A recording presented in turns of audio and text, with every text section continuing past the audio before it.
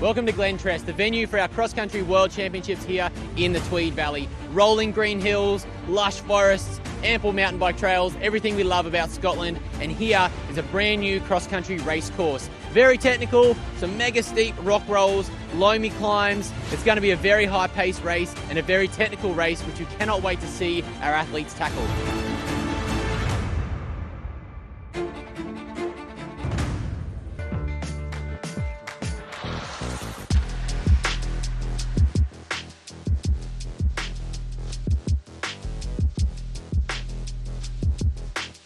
So here's a look ahead to the mountain bikes, limited to 25 kilometers an hour, of course. Multiple laps of the cross-country Olympic circuit. Race just under an hour in length. First across the line win. Here is that start list then. Switzerland, Italy, United States, Denmark, France, Canada, Great Britain, Czech Republic, Germany and Austria. As the riders start to form up on the start line. And I think, from a personal patriotic point of view, I think the Brits today, solid team, and they've got I think troubling someone like Switzerland and France for the win is probably an ask, but a medal, I think, is an opportunity or a possibility today. Yeah, Great Britain never won a medal in team relay before. No, they've had, I think, best four, fifth. Charlie Aldridge there we see on the start line. Having a great season so far. Opting to race elites, but this year back at U23 again. Charlie Aldridge, the big man from Perth in Scotland. He has won the European title in short track. They brought him up as a trade team, Cannondale Factory Racing. They brought him up early for his age group, really to take on the short track competitions, but he's proved himself as much in cross-country Olympic as well. It's cracking season. Yeah, no, he's been mixing it up, a couple of top 20s, getting involved in that, and because he's so good at the short track, he gets a great gridding for the XC race, and then he's able to mix it up, and I think that's really, I think it was a smart move, Phil Dixon at Cannondale moving him forward. I think it was a good shout. But then he went back to U23 for European Championship, placed third. And then I think this weekend he's going to be up there in the midst for this race, but also for the U23 race on Friday. Yep, 21 years of age, Charlie Aldridge. Best results so far this season, 7th in the short track in Leogang, but a load of top 20s and 30s in there in the longer cross-country Olympic discipline as well. But a guy as well who just a rider who just enjoys his race and pretty chilled out, pretty relaxed, just quietly goes about doing what he does, and great to see. Yeah, and it's nice when you get a vibe as the Cannondale team is they have fun when they race and ride, and I think he's got some great teammates that will really bring him on. So yeah, I think he'll be good today. And you see as well a couple of the key riders today, Danish team, I think they're going to be strong. French as well. Italy, and I think if you look at the Swiss, the favourites, they've got Dario Lillo, U23 rider. He's a World Cup under 23 winner this year. So I mean, there's some really top U23 riders on this front line.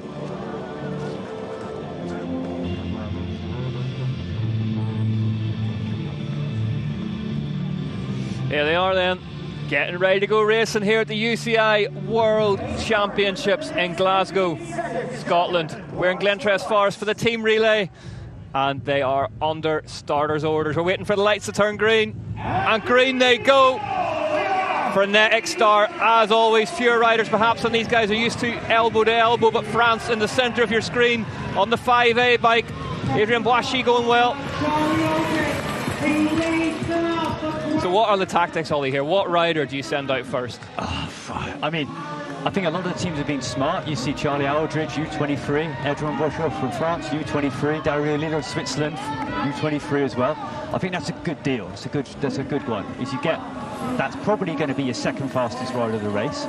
You put them out first. You try not to get caught up in the pinch points. But I mean, these guys are used to racing 100 other riders. Here today they've only got 14 teams, so actually they're going to feel pretty relaxed, I think. And it's Great Britain that leads them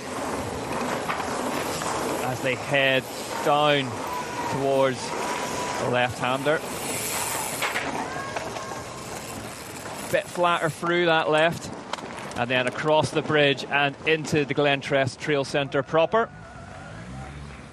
And this is where the climbing then starts. So you've got this pretty punchy climb to start off with, rolls through the trees, and then you've got the longest, kind of draggier climb of the race. So it's almost 2 climbs, 2 descents on this circuit. Yeah, this course in Glentress, absolutely superb. Nick Flores and his team have done a fantastic job of incorporating some of its classic descents and climbs into a really, really strong cross-country Olympic racetrack. It's got a couple of climbs in it, punchy enough, but really is all about fast technical descending. It has taken a few big names down already. The salmon ladder in particular, a big roll and drop, and then there is a big gap jump towards the back half of the course, so plenty of airtime as well. And cross-country tracks really continue to march on into becoming super technical. I mean, like, the technicality of the courses keeps going up and up and up, but I think this one's raised the bar. You know, it's like, we'll see later on, I missed the first real look of the course this week. You know, we've seen some bits on socials with practice laps and the like, but this is the first race on the circuit. And, you know, it's nice to see that it's a little damp, but not a mud bath. You know, this makes for better racing. Yeah, it is the thing with the Tweed Valley. It doesn't take much. You know, it can dry out, but it can get, and okay, it may be hard to believe at times, but it can get too dry where it does turn powdery. Too dry? Too dry. Me, no, I'm not. I'm not. I insist I'm not. But it can just, as I say, tip the balance and just turn slightly too powdery, and that's where the traction disappears. Here they go up this first climb, though. This is a real tough one. It's straight out in front of them. It just keeps going, going, going, going. You know, TV always flattens this out, but this is super steep. You know, the guys are at the saddle for the whole lap, and you see those front riders. They were the kind of strongest on paper before the lap. They're the top U23 riders, or the fastest in this race, but they're really pulling away from the others. And we're talking today, this race is going to be decided by it's seconds. It's 5 seconds, 10 seconds at the end. It's not minutes, you know. Is this a bit of is it tricky for these riders? Is it quite a hard thing you've raced your fair share of relays, is it a tricky thing to adjust to the concept of going full chat for 1 lap and not over a longer period of time? It's still a really long effort. You know, it's probably going to be about a 10 or 11 minute lap today for these guys. Yeah, well, you know, even with 40 riders, there's still some cutting up to do. Yeah. So. But, you know, it's really difficult to pace. You know, over 11 minutes, it's such a hard effort that you could go and do a 3-minute max interval, try and keep up with someone that's a notch better than you, and completely blow your doors off by climb 2 and lose. So instead of losing 10 seconds in a lap by pacing it, you end up losing 40 by trying to go too fast with guys. And here's Charlie taking it on. Yep, Charlie Aldridge out front, not looking back. Boishy following behind. Boishy, what a season that young man is having. Dario Lilo coming as well. And it's interesting, so Charlie Aldridge stepped up this year. He's a U23 rider on paper, but stepped up into race the elites, which is by choice. The other 2 riders, Adrian and Dario, the French and Swiss. And this is the first big gap jump. This is the first, like, really gnarly section of the course. You've got to nail that, haven't you? You don't really have an option there. And here's number 2. Salmon ladder. That is a big I stood on top of that the other night, and it's burly and it's awkward on the way into it. You can see the entry's not quite straightforward. Plenty of scope to clip a pedal or just become unbalanced. Yeah, and it'd be interesting. I mean, a bit of wet gets dragged onto those rocks coming in. I mean, that's, like you say, exactly right. As you're coming in, if it had a nice steady roll, you could set yourself up, balance, come in. The difficulty is you're coming from it on a turn, on a slab, similar to the Beatrice feature in Monza. And here's the big one. This is number 3 section, the big gap jump. Yep. These guys making it look super easy, and it's well within their comfort zone. But if you see that from the side, it's sizable. Super scary. It is sizable on these cross-country race bikes with the low handlebars and a lot of weight over the front axle of the bike, which is a contraidal design, of course, of the downhill and enduro side of things. You know, a lot more relaxed. You're a lot further back behind that front axle, which puts you in a really attacking position. But the technical levels of cross-country over the last, really, you'd have to say 10 years or so, have gone through the roof. And this track today perfectly reflecting that. Yeah, and you see, as the courses have gone, it's a chicken and egg thing. The course, whether it's the bikes have got better at doing, have got far better now. They're far, almost like trail bikes they're riding now. You know, full suspension, drop seat posts, all the things to suit a trail centre bike. You know, these guys are racing on it now, and that's because the courses, I mean, you wouldn't want to go around this circuit on a seat post straight up. I can't believe anyone would race this weekend without a dropper on. on, you know. Apparently during practice, a certain Mathieu van der Poel did have a straight seat post in there. Oh, but I'd have that off in a second. Eh? Yeah, exactly. There's no excuse for it these days, is there? The dropper seat post, thing of beauty. These guys taking up. But the nice thing today, normally in a race, you'd be settling in and going, okay, I'm in the front of the race. Everyone's cool. You know, and if you're in 10th place, you're racing for 10th. But these guys today, the difference is that you're riding just for one lap, and then you've got to chase it on for your circuit. So you've got to do your best right to the arse of the line, because the race is not over. You know, you could be in 12th at the start of this race, and then, but coming in that you get your teammates could end up winning the whole thing. So it's you've got to go from the gun. Aldridge out front. Go on, Charlie. Well done, Charlie. You're hearing the local support roaring him on. Charlie Aldridge is kind of your ultimate first lap rider for cross-country relay, isn't he? Yeah, just he's big, a boy, yeah. big, powerful. Big, powerful guy, short track, you know, 10, 12 minutes. He's your man. But plenty of race experience as well. Yeah, and you know he's going to pace it. He's had a year of racing elites, you know, and he knows what he's capable of. You know, he's been stretched by the best in the world. So when he comes back to this level of racing other U23 riders or slightly lower ranked elites, he knows he's got the better of them. So super, you know, this year he would have learned so much and have so much confidence, you know, yeah. To bring it round, you know, he's probably going to take this one round and keep the Brits in the lead after lap one, which is, yeah, crazy.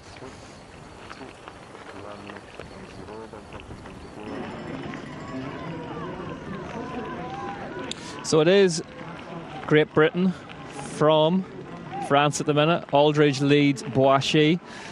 Boischy really stacking up to be the real deal this season. He's done a lot of winning, and certainly in Leogang in Austria as part of the UCI World Cup, he really took the race to Dario Lillo, who many would have fancied to beat him there, actually. Yeah, and anyone who's taken one of those wins, I mean, the U23 racing this year has been fierce, you know, and anyone who's taken one of the wins in that this year has got the minerals, that's for sure, you know. They're on it. But it's really interesting to see the start line today. There's a mix of men elite and men under 23, but all the teams deciding to start with one of those riders, and the women juniors under 23 elites generally coming in the mid-pack, so they're trying to get a bit of a start with one of their fastest riders, and then coming back and then probably finishing with, you know, standard practice looks like a men elite or men U23. So there's going to be a lot of changes, I think, in the mid part of this race. Yep. Denmark a bit further down the order, one of many people's dark horses. But early days yet, as we see this final technical section with a couple of different options on the way through it. And these guys making it all look pretty easy today. Yeah. I mean, interesting, you mentioned the Danish. There was an interview before the start with Albert Philipsen, the new junior road champ, who's gaining a lot of interest. But as a team overall, they're super strong, you know. So I think, again, they're on for a medal, I'd say. But getting around the first lap in contention is going to be their key for their U23 rider. And here we go then, here's a changeover. So it is just a tap on the shoulder, or is that as complicated as it gets, Ollie? Doesn't need to be a... Yeah, sometimes it's a band, sometimes you can see Simon Burley making sure everyone's doing the right thing. Yeah. And we swapped over, so Great Britain now with Max Grinzhill. So he's the UK junior champ. So we're now swapping over to juniors. The French swapping over to Julien Lemont, again, junior world rider. So they're now gone from top U23s to top juniors, you know. Okay. But this was only by fluke. They didn't know they were going to do this. This was just like a random choice thing. So France and Britain at the moment using the same tactics. Yeah, it is up to the teams, as Ollie says, to decide what order they start each riders. And interesting to see as well, Swiss going up in third. Nicholas Halter then, the Swiss junior, so they're sending their junior third as well. So that seems to be the kind of tactic. The Grinzhill junior champ, again, he's a good short track rider. So from a guy for really 10 minutes, powerful. Really powerful. I mean, you see he's got that kind of, you know, road sprinter build, you know, so over 10 minutes, and he's already getting a little bit of a gap. And I think there's an advantage for the Brits today in the fact that these guys have been on course. Everyone else, it's a super technical circuit. Other guys have rocked up and they're on maybe Monday, looking at these features going, oh my God, this is the most technical thing I've ever seen on XC course. The Brits were up here 2 months ago. Yeah. They're on lap, they're having a look-see. They've ridden it at its most technical. You know, they've done hot laps, you know, so Yeah, I think this is kind of going to play into their hands a little bit. Grinzel out front then, digging deep. What is, I mean, we're talking about a sort of 10-minute lap time roughly here for this race. Will the intensity of these laps, will they differ at all from what we'd see in the cross-country Olympic fast lap sort of category? Yeah, I mean, I think your men's elite will be similar to these, you know, especially that kind of hero lap. You know, in the men's elite race, it bubbles and builds, and then there's like a winning lap, like the decisive one. I think we'll be getting within that sort of ballpark. But yeah, you'll see the guys state this is, you know, a maximum lap. I mean, 10 minutes is about the hardest interval you could possibly do. It's like ride as hard as you can for 3 minutes, and then you just extend it. Yeah. And you see today this course lends itself. It's got those 2 punchy hills. This is the longest they're on now, and then the second one is a kind of real 30-second out the saddle blast. But yeah, no, yeah, I'm glad I'm sitting down, not riding it. Well, you can see Great Britain out front, making good work off the opening stages. Max Grenzel. Just churn. You see the wheel just slipping a little bit there, so slightly powdery under the trees. You see all these little, I mean, it's kind of typical of, you know, years of racing Scottish cross-country nationals. You know, it's this kind of forestry commission. You go off the forest roads, and it's like this. It's a bit loamy, and there's all these little sniper routes everywhere. Yeah. And today, you know, they're not slipping, but that in the wet would be something that's in-technical becomes bonkers technical, you know, in the wet. And it is part of cross-country racing as well, isn't it? The track changing over the course of the race weekend. There you can see the gap visible, slightly obscured by the camera angle there. It is slightly bigger. Great Britain out in front at the minute, and the chasing pack. Yes, we've got some U23s in the mix. Clarko in there from Canada. So they started off with their men elite, but then coming through with their U23. You've got this nice bunch coming through now. Yeah, really cool. And I think I know the answer to this one. I'm assuming then there's no working together unless you're on track for such a short period of time. Yeah. It's all out. You get some circuits where there's some forest road where you'd want to maybe sit in, and there's a big advantage, especially in a lap like this. But I think there's hardly any of that kind of soft pedaling on this course. It's super intense short lap. You know, you're ups and you're down. But you see Max has just got the better of the French junior here. And I think he's just getting the gaps on those sections. On the climb, they look pretty even, but he's just getting a couple of seconds here and there. So Great Britain have thrown some horsepower at this early doors with Charlie Aldridge and Max Grenzel.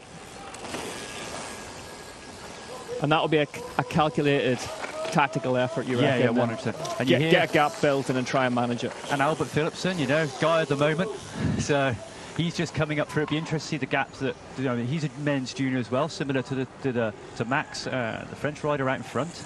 But they look to be holding him back. He's coming through the field from that little group and coming up into third now.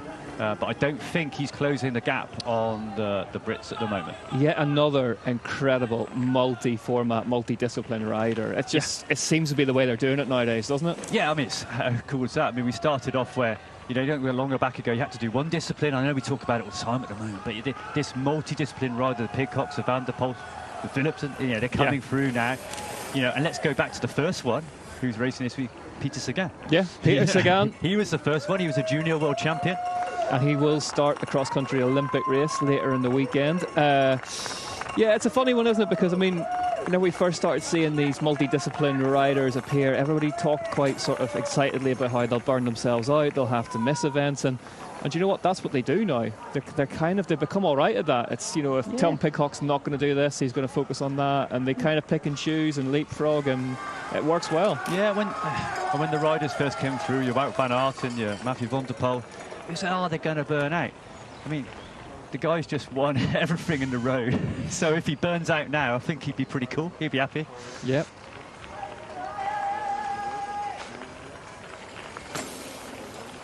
Of course, we saw Great Britain's Hattie Harnden competing in the downhill earlier last weekend at Fort William. Not getting the results she said she went there for, but unbelievable not that long ago that you would have seen somebody whose pedigree really was cyclocross and cross country on a downhill bike against the world's best. Yeah, I mean, that's another level. That's a discipline that's hard to transfer over. Well, we have seen Tom Pidcock posting cryptically on social media pictures of him in full face helmets, and there's a lot of chat around that, but transferring over to that purely sort of gravity-fed, it's a very, very difficult, because you're talking about a different body type altogether, really, aren't you? Big, strong, more of a sprinter's frame. I think there's the most technical cross-country guys transferring to enduro, but transferring to DH, that's another kettle of fish altogether, isn't it? Yeah. But Grenzel, man, he's looking good, looking really good. Certainly not many downhillers knocking on the door to go in the opposite direction anyway. Not so many. But Grenzel looking really good here. Yeah, he's pulled out, steadily pulling a gap out. So as we mentioned at the top of the broadcast then, Great Britain never won a medal in the team relay cross country. Could today be the day they write that? And well, they certainly started in a manner that would look like they're on course to, but you see charging up from the back, we have Philipsen from Denmark, you know, the junior of the moment. Passing the French now. That gap. And also the Austrian under-23, Mario Bear, another hot, you know, he's coming through too. They're both coming past the French now. Great climber, Bear, but look at the horsepower here from Philipsen up this. And this is the last big hard climb. This is hard. It's about a 30-second top to bottom, like extended sprint. You know, this is the proper leg burn. Yeah, real hard.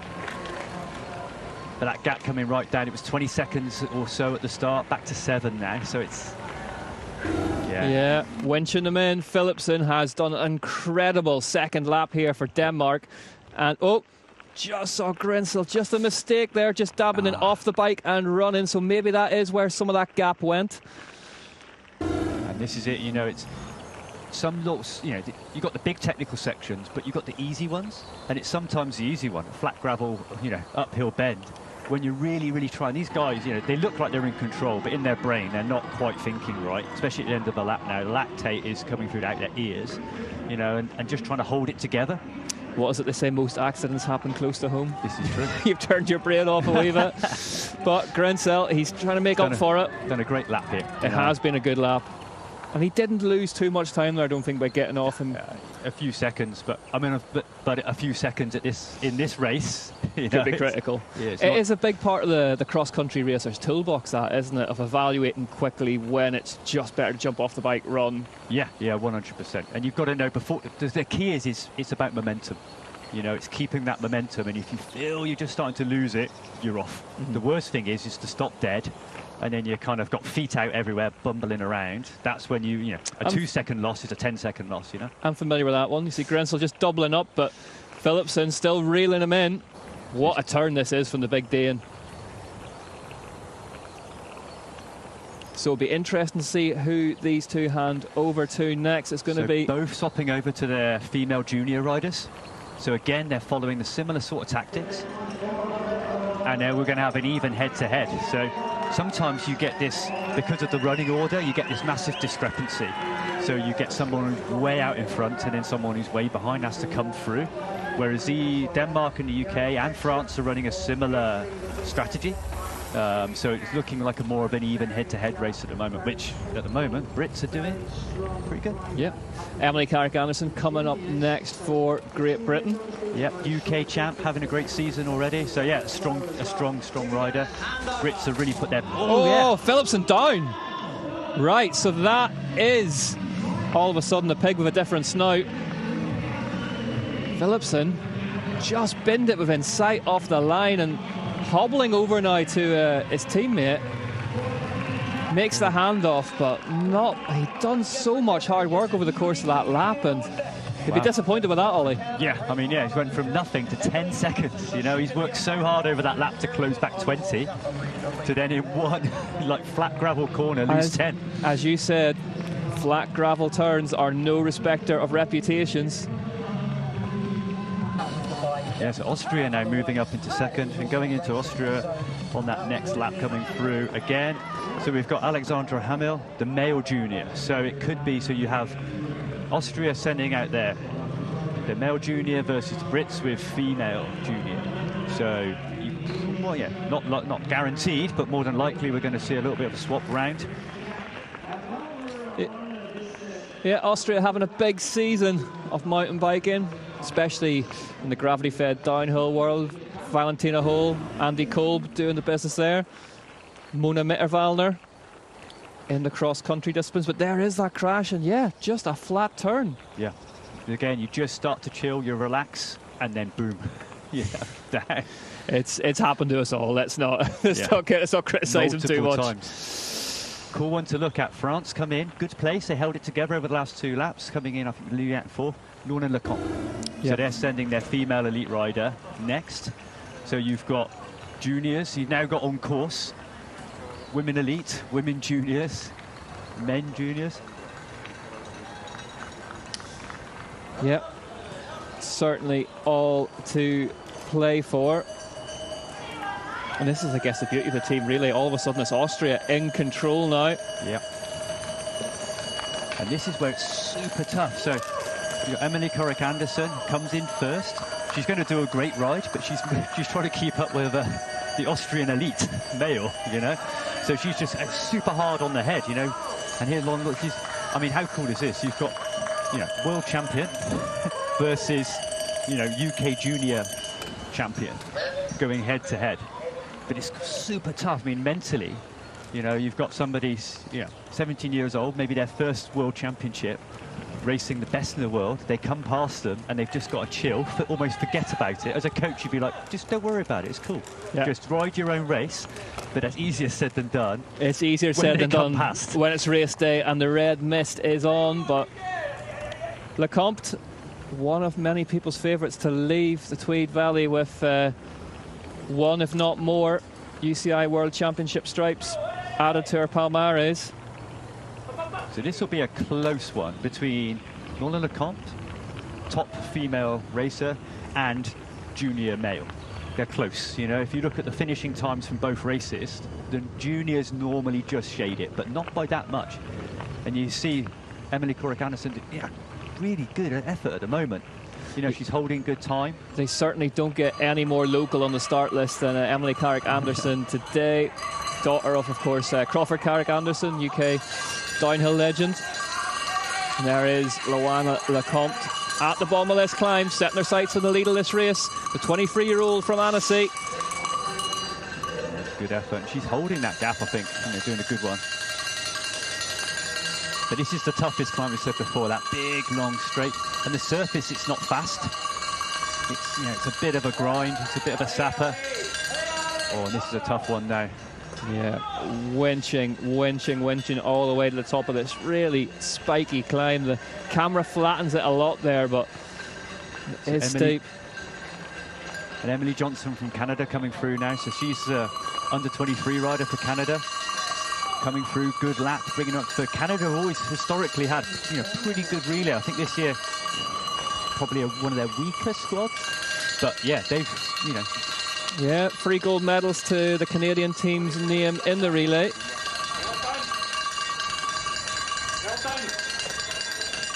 And then Julia Zillian from Denmark just coming through again, solid ride, holding them back in fourth. But this is the lap where we're going to start seeing getting a bit mixed up. Linda Indegrand for Switzerland, just leaving your shot there as well. Technically, one of the best elite women cross-country riders out there.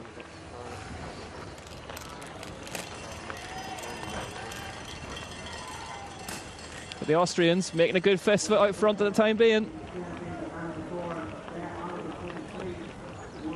I think the key one for the long-term battle here, you know, really is France with Lecomte and Indegrand in Switzerland. You know, they're two of the favourite teams, and they've followed so far the same pattern of riders. So they're in, you know, they're evens, and France have got the upper hand at the moment by quite a gap.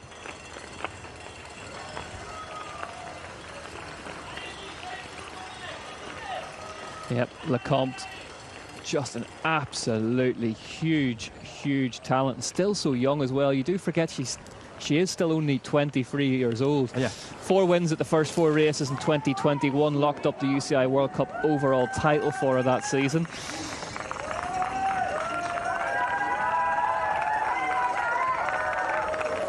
Down the salmon ladder safely. Nobody so far we've seen taking that line to the riders left, slightly more circuitous, bit of a longer line. They've all got their heads around that big rock rolling, I think. Yeah, I mean, it's so intimidating as well. Almost blind as you're coming into it. You know, Yeah. it take a long time to get your head round. And then there's you get your head up straight away because there's a gap after it as well. So it's not all done on those rocks. You do have to then get the bike up and over a gap afterwards. The bottom of this first main descent, I mean, you might get one of these features in a lap, but it's free. Oh, there is that lap. There is that gap, sorry, excuse me. And it's that thing, it's just so... One of the most amazing things about cross-country racing, I find, is that features like that are big for any good amateur mountain biker, but whenever your heart rate's at 190 and you're on these smaller bikes with the low bars and smaller brakes and tyres with not that much tread on them, they become all of a sudden all the bigger. Yeah, it's a real balance. The fastest bike on the 2 climbs is not going to be the fastest bike on the descent and vice versa. So all these bikes are all about the mix and balance, whether it's the tyres, the position, the suspension, the weight of the bike. It's all about that fine-tuning between the climbs and the downhills. Mountain biking all about that trade-off.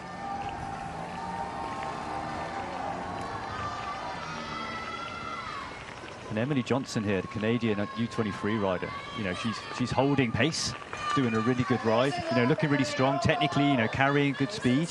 Yeah, and holding off the elite rider as well for Retro Underground from Switzerland. She threw that trek into a left-hander not so long ago, and it looked fast. She wasn't shy, yeah. No, it's great to see. So these bikes is getting more and more aggressive and allowing you to ride them like that. So split 2 after 9 kilometres. And Alexander Hamel, what a ride. Yeah. You know, really good for a junior. I mean, looks like a big unit, you know. They're all like the size of the junior men currently racing the UCI World Cup. There seem to be that movement towards that bigger frame of rider. Yeah. I think Lauren Lecomte, it's hard to say, I mean, whether the gap's similar or she's closed it a bit, but you think they were probably roughly the same, you know, in terms of lap split. Lecomte always deceiving in her style, in that she has that sort of, she sits down, the shoulders roll a bit, and it's always quite hard to find over the course of a season to work out how hard she's pushing, and often it's a lot harder than it looks visually. Looks pretty hard now. That looks pretty hard, to be fair, yeah. You know, you said normally she's got one of those poker faces. Yeah. Whether she's going, you know, winning or going backwards looks the same. That's probably the first time I've ever seen a proper grimace, you know. Ollie, cool lactate. Tell us about what this does for the atmosphere inside a national team, because cross-country mountain biking, I mean, very, very different from road riding or road racing, where, you know, you have to work intrinsically as a team. Mountain biking, cross-country, slightly different, but this is an opportunity for riders to do that. Does it build a bit of camaraderie as well with the breakfast table? I mean, because they don't mix during the season, especially the juniors and the elites, and it really helps build that link. So between the elite riders and the juniors, and brings them into the team. There's definitely a buzz the day before. And what's really cool is there's 6 riders racing, but you know that the other 20 riders in the squad are all on track shouting out and cheering and getting involved. Whereas without this, they're probably doing a bit of a recce on their own. They're probably going back to the hotel on their own, you know, and the elite riders can be quite focused because they've got their biggest race of the season coming up. The junior riders are shy, and as a result, they all don't chat to each other. So this is a nice. It's like the dinner table icebreaker, you know. This one. It's quite an extreme dinner table icebreaker, yeah. But I see what you mean. Yeah, 33 seconds. The gap now between Austria and the French squad. Great turn, this. You see the gaps opening up, but. This is the cool thing about this, like we said it before the start, is that you have these mix of abilities and ages all within the same race, and things will turn on tables real quick. You see Denmark, just as an example of your point there, back in 6th, having been second before and that. The Brits, yeah, before that changeover. Both played their junior women, which you would guess would be the slowest of the 6 laps. So they've played their card now. Both the riders doing an amazing job, but they're never going to keep up with, you know, Laura Lecomte or the like. But they've got their kind of joker to come, you know, and you know the biggest joker in the pack is always Nino Schütter for Switzerland, coming last lap. Interesting to see if we're looking at the favourites. Schütter playing last lap for France. You have Jordan Sarrou. Riley Amos as well, really promising junior. Italy, Luca Buardo. You know, the last lap elites. And is that is that partly to do with their experience? Is it partly to do with the fact that they just want that gap to aim at, that makes their lives a bit more straightforward? Yeah, I think you want to put the first lap and the last lap, you want to put your most experienced riders. They're the stress ones. In the middle, you can kind of just do your best. You could say to someone, it's okay, you know. But it's that last lap, I think if you give it to one of the superstars, they'll close it. Well, Luana Lecomte heading for the finish line now. She will swap over with Lena Burki. First time we've seen her at these UCI World Championships on the mountain bike so far. One of the huge talents in French mountain biking. A junior world champion back in Léger last season. Really having a sort of an apprenticeship year as an elite at the UCI Mountain Bike World Cup level. So interesting to see what Burki can do today. And again, another rider like Charlie Aldridge stepped up to elites this year, even though still U23, wanted to mix it up, and moved up through. And in Austria now, having had their male junior rider, have now swapped to their female junior rider. So they're more than likely going to lose a little bit of time to some of the other teams. And someone like Lynn Pokretnik, she's going to go a little slower. So we're going to see that gap for 42 seconds at the moment. I think that's going to close pretty sharpish. Maren Lowe leaves the line for Canada as well.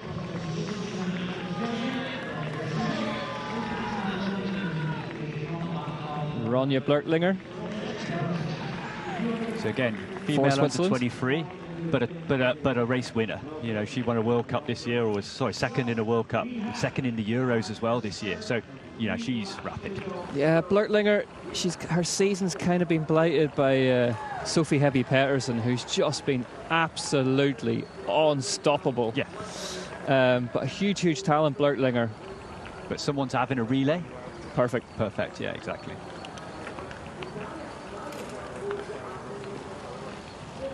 So yeah,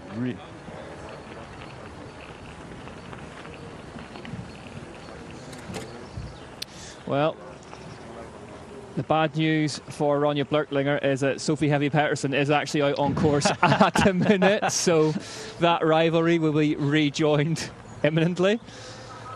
Yeah, Sophie Heavy Pettersson has just been one of the irresistible forces in every World Cup this year so far. Yeah. Yeah, it's crazy, yeah. Yeah, and just metronomic as well. Never looks in a hurry, never looks in trouble, just gets to the front and keeps going. But if you want a pressure lap, you know, Katrin here for Austria, junior female, leading the relay, being chased down by some of the world's best. She looks good, you know, keeping her calm. You want to make, almost mentally, you want to think you're doing a fast recce lap. Yeah. You'd almost want to forget everybody else, ride your own pace. You don't want to go off too hard, especially in this sort of course. Because easy to make a mistake and for it all to come to an end quite quickly. Yeah, and then you've let not only yourself down, but the team, I guess. So there is pressure with this. Yeah, I mean, yeah, for a 17-year-old rider, yeah. I mean, you could, you know, crash and burn badly, but irrespective, you're gonna learn so much, you know, from this. It's about as pressurized as it's going to get. I certainly did a lot the first bit at 17. The second bit was a tricky bit to learn. Here's Lena Burki making her way up the climb. And here are these two then. So it's Switzerland and Canada chasing them down. Blurtlinger and Lowe. Yeah, Lowe continental champion. So all these are class riders, really class. But mixing up categories, you've got an elite, you're U23 and a junior.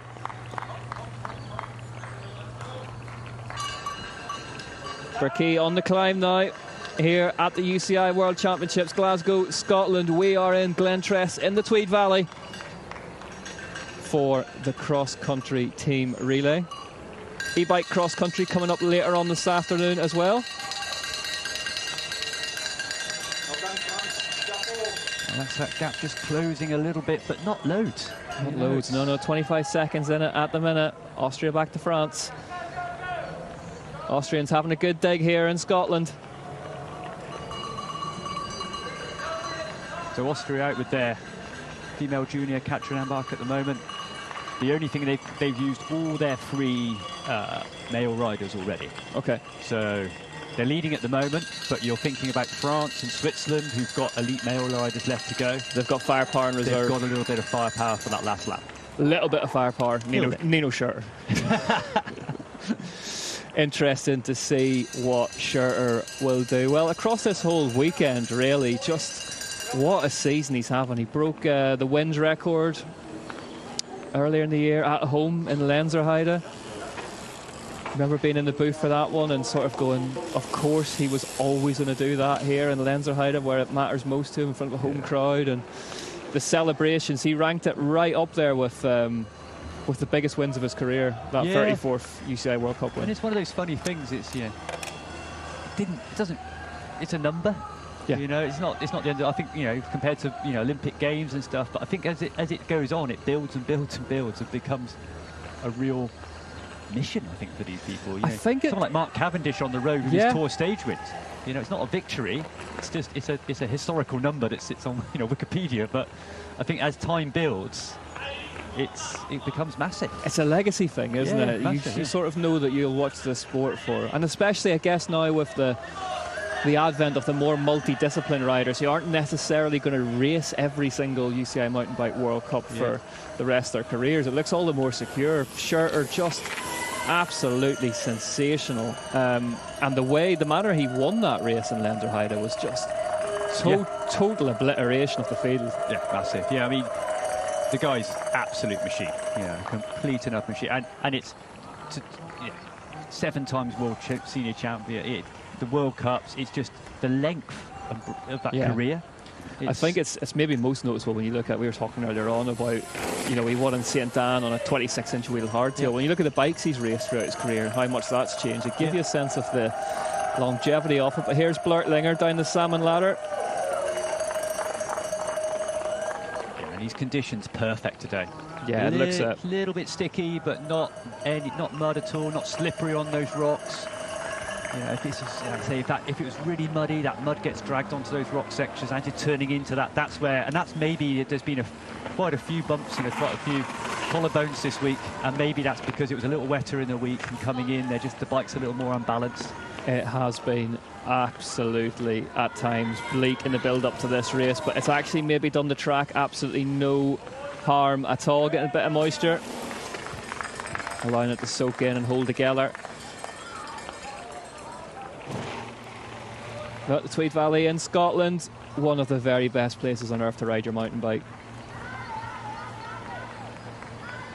There they are, they're hitting so that the course is made up. A longer first climb, big descent with the main techie features with the free one, and then this second bit of switchbacks to start, a little rocky climb, and then this horrible punchy kind of 30-second ramp, and then the flowy kind of more bike parky section at the end. I think, once you've got to the top of this climb they're on now, then you're thinking about the changeover. Yep, these UCI Cycling World Championships then, the first mega event of its kind. 11 days, 200 plus rainbow jerseys to give out, 8,000 plus elite and amateur competitors going for them from 120 different countries. So cycling all together under one roof for the first time here in Glasgow in Scotland. We are just outside it in the Tweed Valley, Glentress, for the cross-country racing this weekend. And hats off to Katrin Embacher from Austria. Yeah. Junior rider, and then taking over in the lead and holding off some of the best in the world. She has put in an amazing stint, but here she's on the climb on the second half of this lap, just being reined in now, but she'll be happy with her work over this lap. Absolutely. That is a great ride. Really, really cool. Super smooth, holding it together. She's still going to get to the top of this hill and still hopefully be in front of the French, which is, when you started that lap, you thought, she's going to get past way, way back. Especially with someone like Lumiquette. Burkig, in a couple of the shots we've seen her as well, really visibly pushing hard. The front end of the canyon sort of tried to get away from her a couple of times, but emptying the tanks was, I quite suppose, ragged. Yeah. Almost like, I don't know whether that's, like a natural style or more that she went off a bit hard, it's gone into the red. So there's a fine balance when you're riding a lap like this, about 10 minutes. If you go off too hard and you go into you spend too long in the red, you don't recover, and then you end up just going slowly, very painfully. You've only got to ride one notch back, and you can hold this really high level for the time. The difference between just below this race pace and just above might only be 1 gear. And what's going through their mind at the start line, Ollie, when you're waiting for that rider to cross the line? Is it difficult to keep it together? Or, again, alien territory for a lot of these riders. It's a really hard balance, because you've got to be psyched enough to do your fastest lap you can do, but also as well, you've also got to pace your effort over 10 minutes. So you actually want to be this weird balance of completely psyched up for it, but also really chilled, you know, which doesn't make any sense. You used to have some people, I mean, warming up, you know, like music, you know, they're warming up with the headphones and they got real hardcore music on, techno or whatnot, and you're like, dude, this is too much. You know, you got 10 minutes of this, yeah? You need to pace that effort over. Cross-country racing as well, more than any other form of mountain biking as well. It requires you to make a constant chain of decisions when you are at absolute threshold. Yeah. And that's where a lot of that balancing act again comes into it, as you say, of marrying up the intensity and the focus with also just staying relaxed and staying aware of your surroundings and able to make those decisions. Yeah, a big part of it is riding right on that level of losing it physically, but still riding the technical features really well. So, and this is why, of course, as hard as the one here in Glentress, some of the technical features are as hard as we've seen in mountain bike. They're hard enough to ride in practice, never mind to ride it when you are physically at your maximum as well. And that's the difference, you know. And we used to do a lot of practice. I used to do a lot of practice. These guys will definitely do a lot of practice, where you don't do your physical intervals, you know, on a road hill. You do them on a mountain bike hill, so that you hit the top of your 3-minute interval, your 1-minute interval, really done for. But then you want to hit a downhill. Yeah. You know, when your eyes are spinning and your arms have got a lot of lactate in, and you know you're out of it. Instead of having a 2-minute easy spin, you do it straight into the downhill. I know it's certainly we see it a lot in the Enduro World Cup of riders warming up at the top of stages, having just done a massive climb. Even if they're there with 10-15 minutes to spare, you'll see them doing little sprint intervals and just getting the legs tuned up and getting the heart going. And as we see the changeover next up for France, we are going to see Anne Moulin. So they're junior rider. So some of the teams already use their junior. French are going now. No pressure. Lena Burkey there looks like she's absolutely emptied the tank. This is one of those efforts. Cross country, it's more of a drain. This is just a pain. You know, it's super, super difficult. Eva Herzog then for Austria. Seconds then, so what will be in pursuit of her. We see Kate Courtney, third rider, in there for the USA, waiting her turn. One of the big names in elite women's cross country. And Annie Hutter for Switzerland hitting off again. They're in a great place at the moment. It's really balancing itself out, isn't it? France and Austria, 8 seconds apart. Switzerland, 32 seconds. Isabel Holmgren for Canada coming through again, female junior rider. So a lot of female juniors on course at the moment, but you've got, I mean, this is where the US can come through. So Kate Courtney, she's coming off next. So she's going to take some time out of some of the junior riders for sure. Whether she can pull back a couple of minutes in this lap, easier said than done. Probably more like 30 seconds.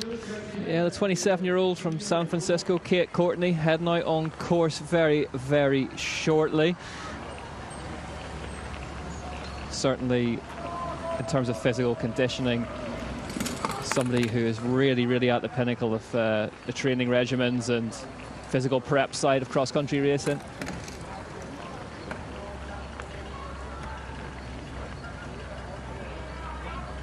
It's early days yet, Ollie, but what are your predictions here in the team relay? So it's interesting to see what riders have got come up next. So it looks like most teams now have got one of the female riders, whether it's a junior or some have still got their elite. And it's interesting, so Denmark that started strong, faded a little bit, but they've got Caroline Bohr out on lap now. Yeah. So super strong elite rider, and then they're finishing with their men elite. So they've got female elite, male elite, this lap and next lap. So they're going to finish super strong. US, Courtney, followed by Riley Amos. That's a serious 1-2 punch, yeah. Whereas you're looking at Switzerland, they're going from female junior to male. So they're not finishing quite as strong. So I think Denmark and the States, they're going to come through strong. Switzerland are going to end strong, but this lap they've got to hold it together. So a real pressure lap for Annie Hutter this lap. Yeah, the pressure mounts.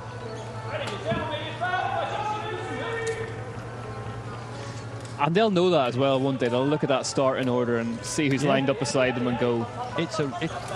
We've had 14, 15 of these world relays now, and everyone's started to get their head around a good process.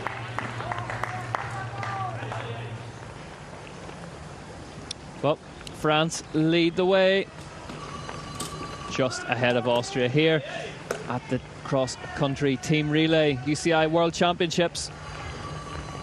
If you're just tuning in, a really remarkable race format this, where the nation is represented by 6 riders from across the different categories and age ranges.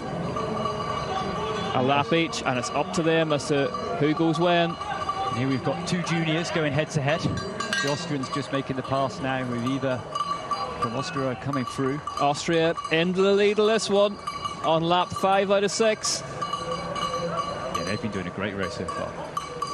You know, not a team full of superstars, but obviously all good riders at the World Champs, but nobody kind of head and shoulders as kind of an Olympic champion or a world champion previously. Yeah, last out of the traps for Austria will be Tamara Wiedmann. But then Austria, they're going to swap over to their female M23, whereas France, who they're currently racing with, are swapping over to previous world champion Jordan Sarrou. Yeah, Sarrou definitely has watts to burn. This course will suit Jordan Sarrou, actually, you get the feeling. Yeah. Won a short track earlier in the season, Short Track World Cup. It's shaping up at the moment. You look at it, France, Switzerland, 2 favourites for the race, both with female juniors at the moment, so they're going to finish close. At the moment, we're going to start with Sarrou with a 15-minute gap over Shooter. 15 seconds. 15 seconds. 15 minutes would be. Yeah, nothing, you know. I'm about to say, maybe, yeah, if Sarrou's got a packed lunch. If I was starting ahead of Nino Shirt, you'd need more than 15 minutes. But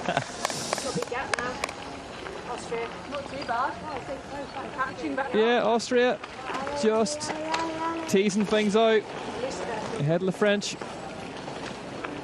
That is riding in the Tweed Valley in one shot there, off camber, routes everywhere, multiple line choices to make. And the Austrian junior Eva, who is making the difference on the technical sections, you know, not just on the climb, but really gapping the French on the technical stuff as well. And this course, it's like I say, the technicality of it, to mention it's really difficult. Yeah. You know, if sometimes you'll get riders have different levels of technical skill, and you might be a second here or second. If this course is hard enough that you can or can't ride it. You know, it's really difficult. It is a really, really technical challenge. It ranks up there with anything we'd see at the UCI Mountain Bike World Cup in that respect, and there's kind of nowhere to hide on it. And what I like about it as well is the B lines. So that is just where you do not want that to happen for Austria. I was just about to say those B lines, the slightly less technical options, they're still technical, but they're a lot slower, and just forced down onto that line of. I mean, this is why it's so difficult. That dropping into there, it's blind, and you have to be within. That's giving you the EBGBs. Switzerland. You do not want to be track standing at the top of that. No. Fair play. Anina Hutter had the two of us covering our eyes there for a second in the commentary booth. That was exactly where you do not want that to happen. Like falling out of the first floor of a house coming off there. Yeah, fair play to that. Yeah, she's pushing on as well, Hutter. That is impressive. Super cool. Yeah, and it's having to just clip back into that pedal, whether there's a mechanism that holds the shoe onto the pedal, and having to just think about that, get your ankle rotated in the right way to make that cleat connect, as well as getting the seat down and still rolling forward off the edge of that, basically vertical in the centre off it certainly dropped. fair play, not easy. This could be a repeat of the women's junior race for tomorrow, you know. It's like, Yeah. But yeah, that was awesome, impressive. And you saw on that rock line, there was 3 lines, an A, a B and a C line on that one. You're going to start losing if you don't do the toughest line, which we saw how tough it was. They're going to start losing 5 seconds, 10 seconds when they do that. So I think course builders in general have got a lot better. That we used to certainly see B lines that were kind of equally as fast. And yeah. you only really saw riders taking that high-risk A-line option if they were super comfortable on it or wanted to impress the photographers. But I think making B lines and obviously slower choice again really has helped push things forward. Yeah, you want to be at least 5 second, you know, timed difference between the hardest and the easiest option. I think that's so that it's a lot to give away. Yeah. And especially when today you're on 1 lap races each. You know, you get to 5 or 6 laps cross-country race. You know, if you don't ride that A line, you're 30 seconds down in the course of a race, and that's the sort of difference you want to see, I think. So France about to be passed by Switzerland. It looks like Hooter, despite that bobble at the top of the salmon ladder, really coming back strong. Got the bit between her teeth. And this is the big race now. Although Austria is still in front, this is between Switzerland and France for the win. You're going to have Shooter and Saru going head-to-head right now. Stay where you are. The big guns are about to head out onto course now, and there's nothing to choose between them. So we'll find out.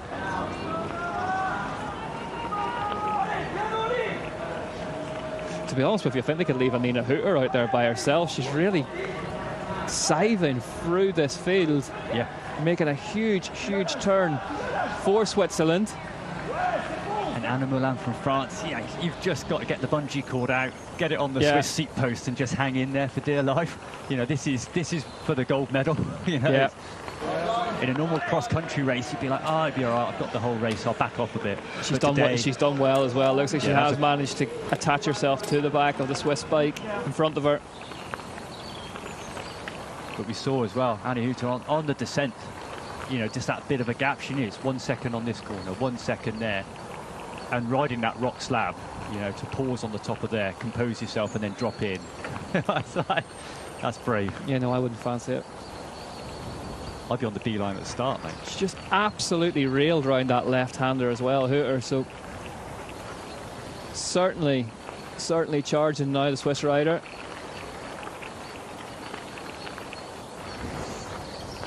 You think 4th, going out for them next is Ian Yako, a male junior rider, so he's not going to be in the same ballpark as the elite riders.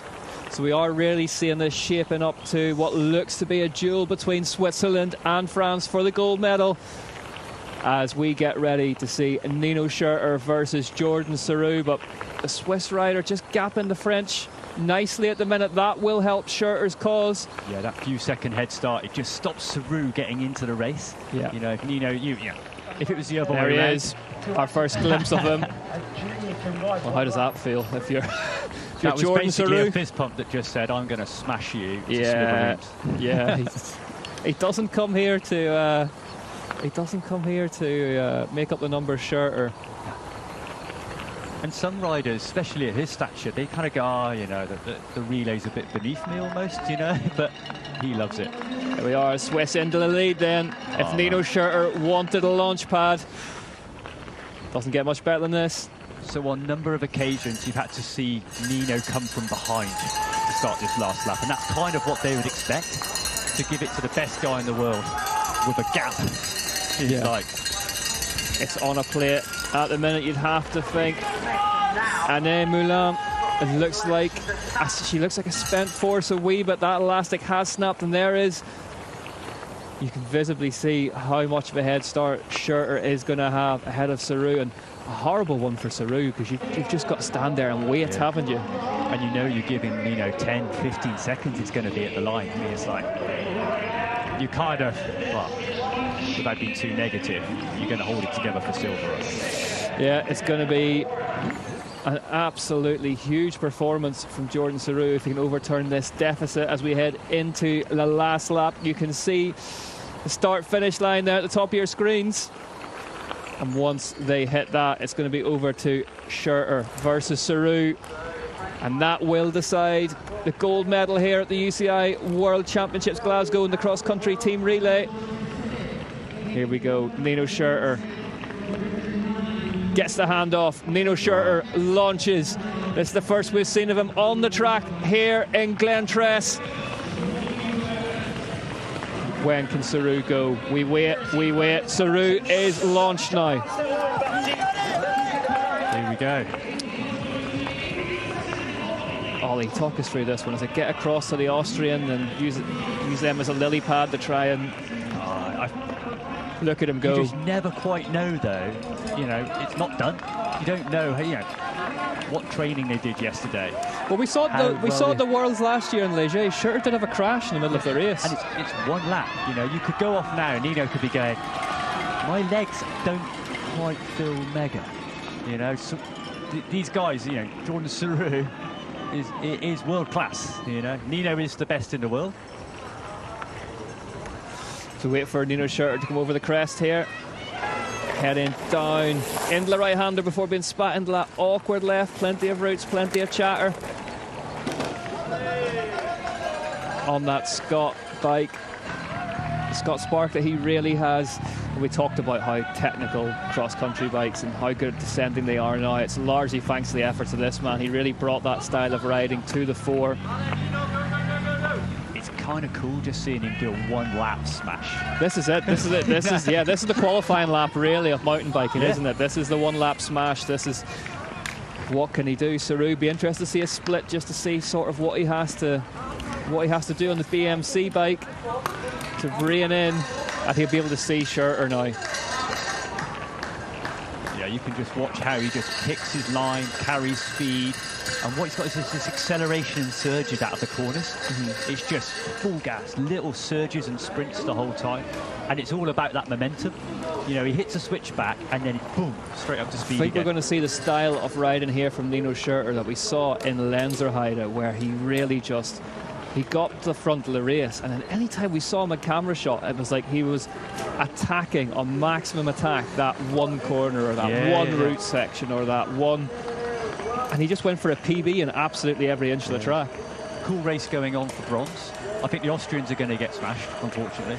But you've got, with Canada, you've got their junior, under-23 rider, Ian Ackart, but he's trying to hold off Sebastian Finney from Denmark, the elite rider. Who's just, as you say that, gone past Austria now. Canada up past, Denmark up past Austria. So you've got that race for gold, and we've also got a killer race for bronze too, between Canada and Denmark. Look at Schurter up here though. It's just a full sprint, 30 seconds, full gas. Yep, smoke coming off the cassette. Saru, I know, as they hit the climb, the gap closes, and it's kind of a bit deceiving, but I don't know, I think he's holding pretty good. But, as we always say, it is mountain biking, one puncture, one tip over. We saw Philipsen fall off in a flat corner earlier on, which you would never have put money on prior to the race. So it is a mountain sport. Anything can happen in the mountains. Ian Ackart's doing a lap. Ian Ackart's on one, isn't he? Yeah. Canadian champ. But, in terms of a U23 kind of top 5, I don't think he's featured this year. So, yeah, he's riding out of his skin. Right? And here comes Sebastian Finney. Really solid elite rider, European medalist in the past. So he's closing on that U23 Canadian rider. That's that bronze medal. And I think Denmark before the start were always that really strong team. Yeah, Sebastian Finney, perhaps more an elite rider for the big days, likes the climbs, likes the big long torture fests and this one lap format. Always does a good Worlds, Yeah.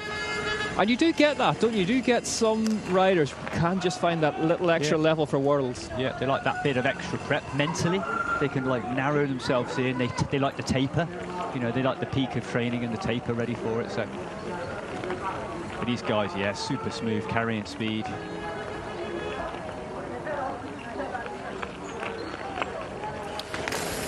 Well, this is the first that the fans here in Scotland will have got to see of Nino Schurter at these UCI World Championships. The gap was 17 seconds at the last split, back to Jordan Sarrou riding for Team France, so we'll have to see what it is next time through, but I have to say, from what we're seeing, it doesn't look like he's reining them in. Look at Schurter go. How much does he want this? He wants to win every race, doesn't he? That's as complicated as it is. With the focus. Yeah, just laser-eyed. Just getting an update from the Swiss team at the side of the track there. Here they go with this gap jump, drop down. That's like a 3 metre gap. For Nino. Floats no it. stress. Floats it straight back on the pedals. Sarrou just trials turning his way on the inside lap, but it doesn't look fast. Well, it is fast, it just doesn't look as absolutely monumental as Schurter on an attack. Yeah, doing a great lap. But I mean, like I say, they're probably going to finish evens.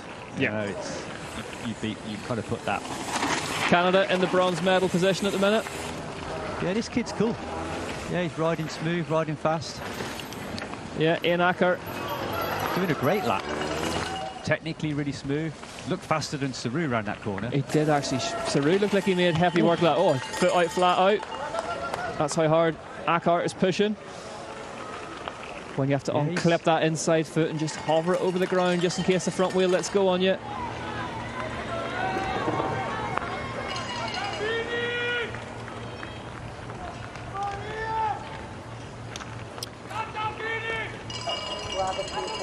Nino Schurter out onto the second half of the last lap of the UCI World Championship, the cross-country team relay. And it was bubbling up nicely to be a Schurter-Sarrou final lap battle, but time gap just edged out, and Schurter has launched and never looked back. Yeah, it was the lap of the junior rider Annie Hutter in the lap before. That's what number 5. That's what really did the damage. Yeah, she closed the gap to the French, went past them, and then gave Nino that little head start. You know, this is the easiest team relay in the relative sense. There is Sarrou. Ever had. Let's get the split time then. So as I say, it was 17 seconds. What have France got to find in half a lap then?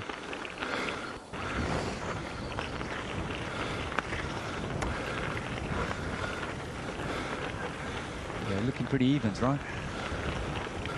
16 seconds, yeah. So he found a second, but this is unlikely. The big race for bronze. It's unlikely that Schurter's going to relinquish more than that. Oh. Yep.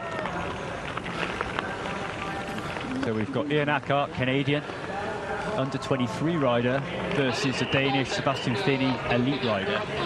Finney, absolutely winching him back in. The Jaws music is on for Ian Ackert here. Look at that. That's some big gas up there. I wouldn't be surprised if Sebastian Finney is almost the fastest lap. Yeah. This one, you know, he's the one that's had something to fight for, or a realistic fight, you know. Yeah, a medal just within grasp. Look how low the bars are on that Scott bike off Nino Schurter, right over the front of it. There's your time gap, 16 seconds. The gap between gold medal, Switzerland and France, Canada and Denmark welded together by 4 seconds now. You know, a great lap for Sarrou. I think he's done a really good job for France, but, you know.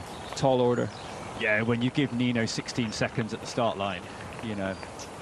You're kind of at the whim of some kind of crash or mechanical malady, really. But Finney is right with Ackert now, so this is for a medal then. Bronze set to be fought out here between Canada and Denmark. And Ian Ackert, a Canadian rider, what a lap. Yeah, junior man, just as Sebastian Finney looked like he just got past him there. Yep. Oh. Ackert won't give it up though. If he can just hold on the technical sections, he looked really good. I don't think he's going to lose any time, so he could even close back up looking at when he was riding the tech on the last lap. Yeah, well, the head's bobbing a wee bit though. It looks like the alarm bells are ringing, but they're bells of celebration inside the helmet of this man, Nino Schurter.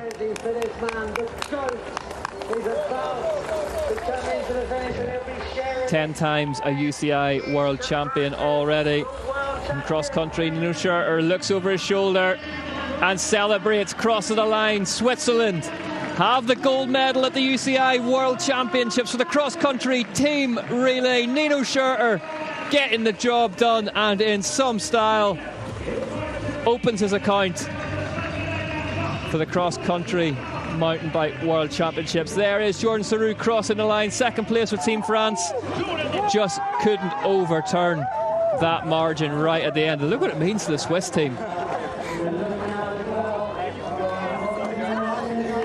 There's that camaraderie you talked about earlier on. Let's see how this one ends up, though. It doesn't look like Canada are going to be able to pull back Denmark for the third medal. Akker, unless he has a sprint of his life here, but it is Sebastian Finney Carstensen crosses the line. Denmark, he risks a wave. Cross the line for a bronze medal, an enthralling race. Plenty of intrigue in that one. Akker congratulates him. Good to see at the line. Switzerland. I mean, that shows what a cool event it is. You know, you've got Nino there celebrating junior champion with the Swiss juniors. You know, yeah, it's like really cool. What a mountain bike nation Switzerland are. Just so strong in cross country. Nino Schurter, well, if he is the last rider on your team to start, it's not a bad option to have, is it? Yeah, I mean, and also as well, what a team. You know, sometimes it becomes a bit the Nino show, but today they put him into a position where he had a lead before he even had to start his lap. You know, it's like probably the easiest one he's ever done. Yeah, well, great team performance. They're still crossing the line then. Team Italy heading down to the finish line. Yeah, Luca Brido, he's in good shape for Saturday's elite race. You know, last year at Worlds, third place in the elite men. You know, so that'll be a nice little kind of leg loosener for Saturday's race.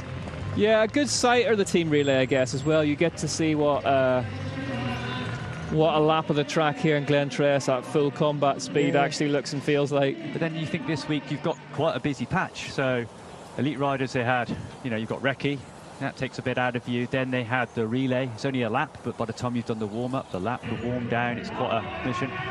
Here's the Brits coming in. Cameron Orr. Cameron Orr.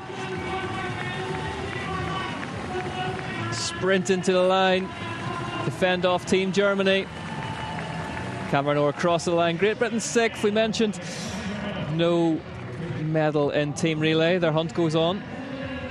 Yeah, solid race for the Brits, you know.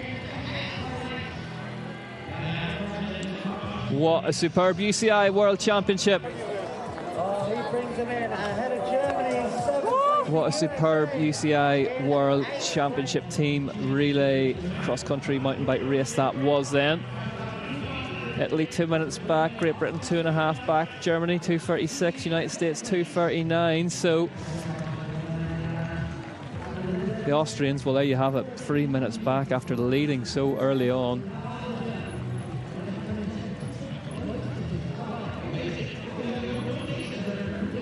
Belgium cross the line. Nino Schurter down in amongst it. Never happier than when he's down in amongst it, having just clinched a victory.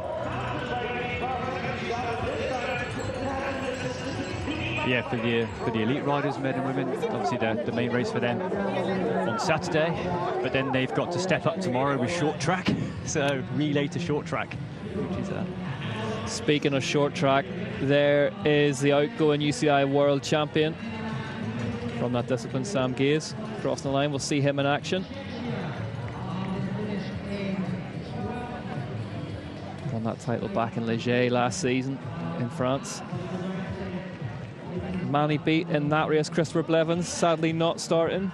Yeah. Out with a concussion, we've heard. Yeah, there's a couple of crashes in the week, and he's probably the most well-known victim of midweek crashing in practice. Wishing him all the best. Yeah, hopefully we'll see Blevins back in action by the time the UCI Mountain Bike World Cup heads to Valparaiso, Andorra for the next round in a couple of weeks' time.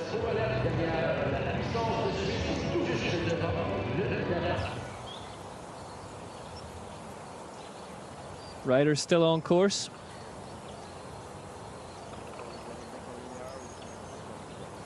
Gives you an idea of the speed of those top nations.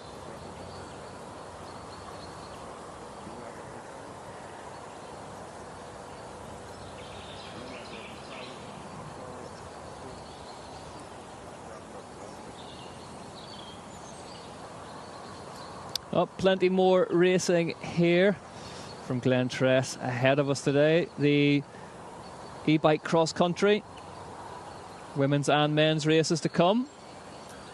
Interested to see that, actually, Ollie. Yeah, it's going to be cool, huh? And like I said, the nice thing is the conditions are great today, course looking great today. With the e-bike racing later, some extra additions on the course, some super gnarly little steep climbs to add in as well. So another level of technicality for the e-bike racing coming in. Yeah, e-bike racing, one of the youngest of all the formats off mountain biking, if not, sorry, the youngest. And really at the cradle stage and working out what it is, and what it is seems to be full attack all the time, really. Yeah. If you give these athletes the ability to go faster anywhere, they will deploy it any and all of the time. So a fast and frenetic afternoon of racing from Glen Tress ahead of us,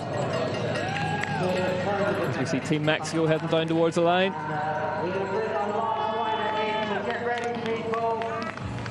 We're going to bring in the fast half of Mexico. It is Jose Gerardo Ulloa Arevalo, who was the first Mexican to win a UCI World Cup back in short track in Nuevo Mesto a couple of seasons ago. Decades, and also has been a Pan American Continental Champion. As he heads down towards the line here in the Tweed Valley.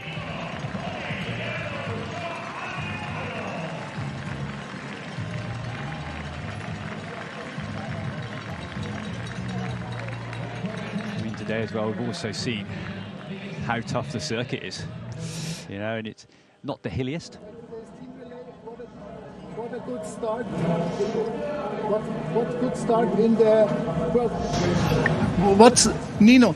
Congratulations to the team relay gold medal today. What a good start into the cross-country disciplines. Yeah, it's always nice to start the week with a win. It's always great for the morale for the whole team, and yeah.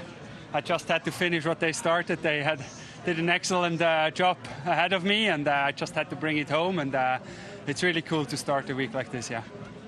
Okay, congratulations. Anina, you were the penultimate starter, and you really brought it to the front. How was it on the track? It was very hard, and I just tried to ride my race and keep focus on my line and give my best. And it wasn't possible without my teammates, so I am very proud of this team and that we could make it again.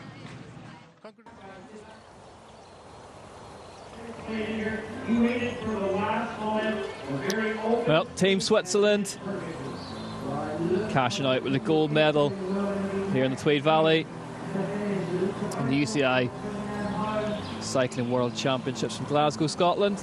The cross-country team relay goes the way of Switzerland. I think the question is, Ollie, really, is how many more medals are they going to walk away from the valley with? A few. A few. 5. Cautious there from Ollie Beckinsale. Yeah, it's certainly talent, the depth of talent from Switzerland, just seeing Annie huge. Hood to do around the women's junior race, the penultimate lap. But yeah, seeing her do that lap, I think she'll come away with a women's junior race. She's definitely going to be one of the favourites. Anyway, here are your mixed team relay results then.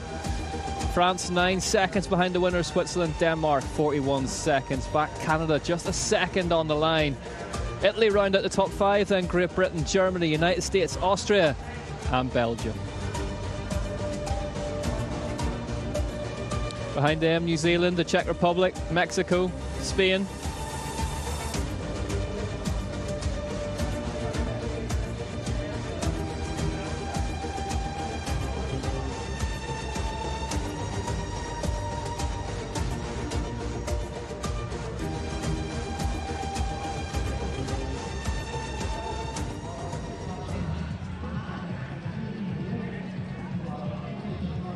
As the crowds get ready for a spot of e-bike racing E-bike cross country inbound to your screens later on this afternoon.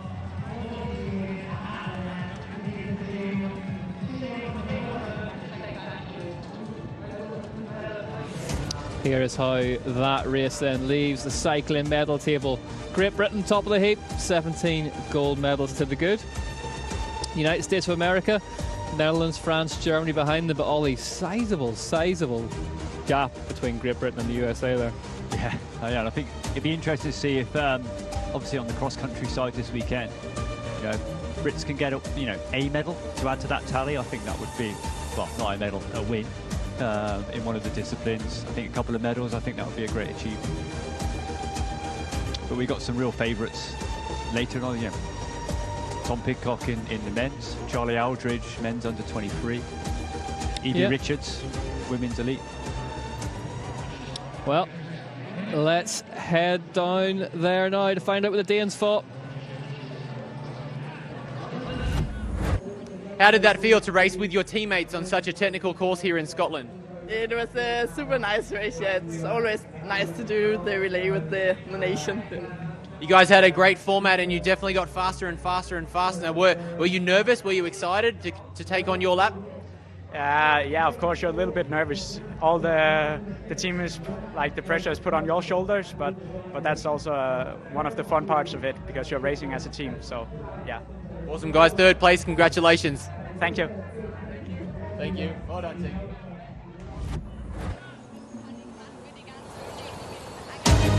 Denmark really on the rise, you'd have to say, in terms of mountain biking. As they kind of are in all cycling formats at the minute. Yeah, they're doing a great result today. I think if you'd have said we're going to get a medal today before the start, they would have taken it, especially up against the kind of cross-country superstars of Switzerland and France. They've had a couple of medals in the relay previously, never won it, but a couple of silvers and bronze, and I think another bronze today. They'll be chuffed with that. And that could have been crucial, that one. You feel that time lost by Philipsen with that slide out.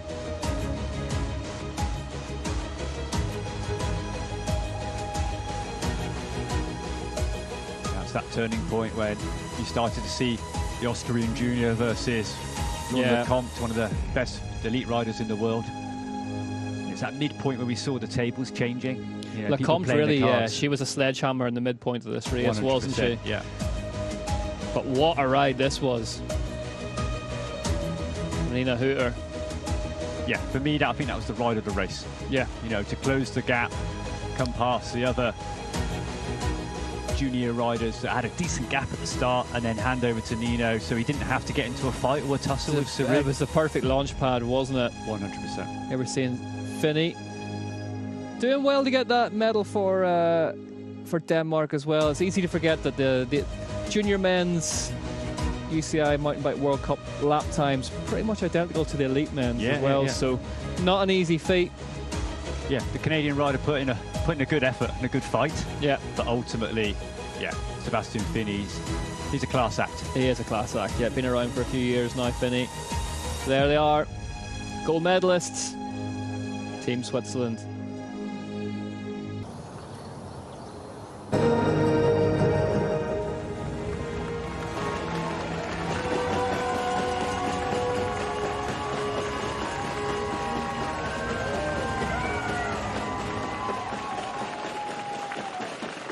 Well, you are about to see perhaps the busiest podium in cycling.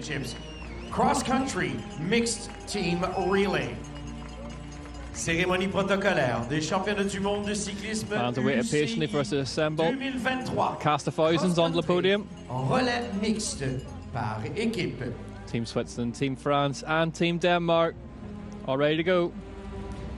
The medals and jersey will be presented by les médailles et le maillot sera remis par Monsieur Michel Callot, UCI Management Committee member, membre du comité directeur de l'UCI. In third place, and winners of the bronze medal, representing Denmark. À la troisième place, et vainqueur de la médaille de bronze, représentant le Danemark. Denmark on the podium in bronze. Many people's dark horses ahead of this one. Were superb today, actually.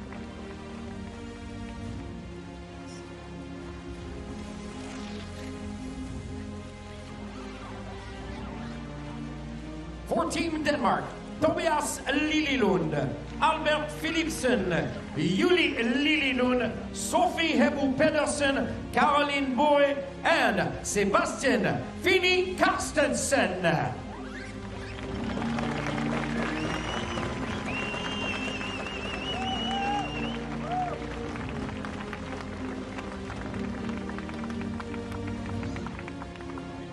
Some seriously fast young Danish talent. Really emerging. Sophie Hebu Pedersen, In second place, and winners of the the big silver favourite medal, for a couple of gold medals this À la weekend. deuxième place et vainqueur de la médaille d'argent, la France. France takes silver then.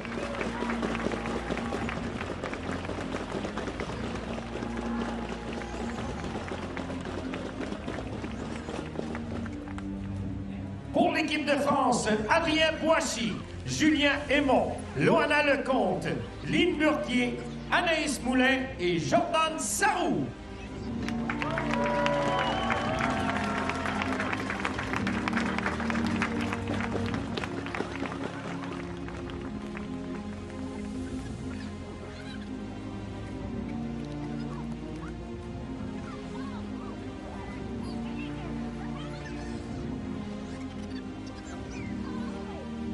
Jordan Sarrou settles for silver. He'll be hoping to go one better than that. UCI World Champions. Short track and the cross-country Olympic later in the weekend. Switzerland. À la première place, champion du monde UCI et gagnant de la médaille d'argent, la Suisse.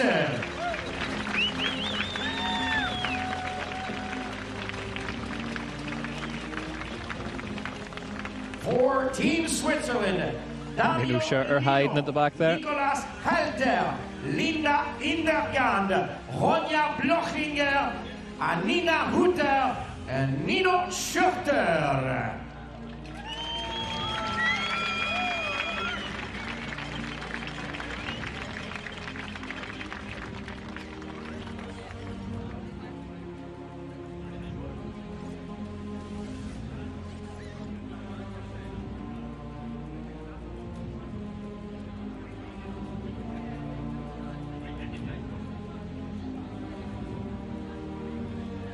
Minu Scherter, perhaps more familiar than just about any other cyclist on earth with this one.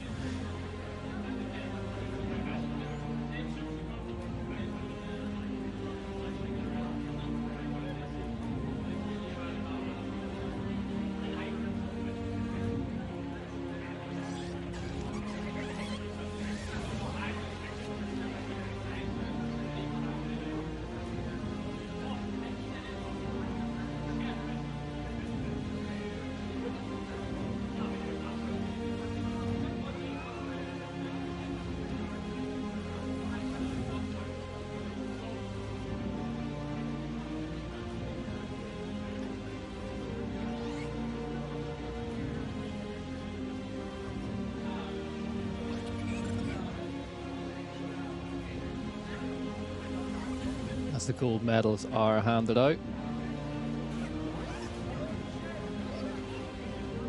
Dario Lillo, last to accept his. What a talent he is.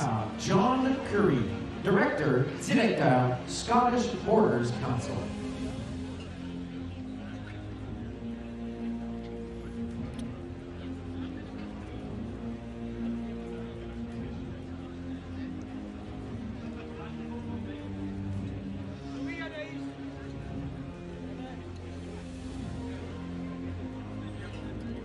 As the Highland coups are handed out.